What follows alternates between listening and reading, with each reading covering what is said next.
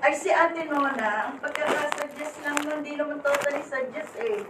Di ba naalala mo na andito naman tayo ng musil sa salita na ngayon 2024, di ba, kailangan mag-build tayo ng building as a church, di ba, parang gano'n. Tapos tinanong niya ako noon, hanggang kailan sila yan? Yung parang tanong lang. Sabi ko, wala naman kaming usapan na kung hanggang kailan.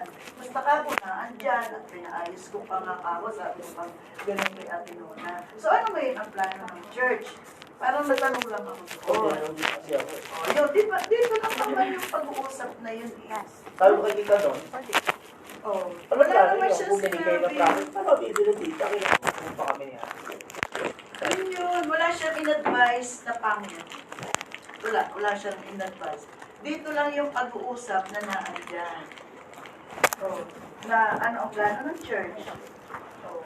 Then, mabuti na rin dita na napag-uusapan. Oo. Kasi, ang daming warning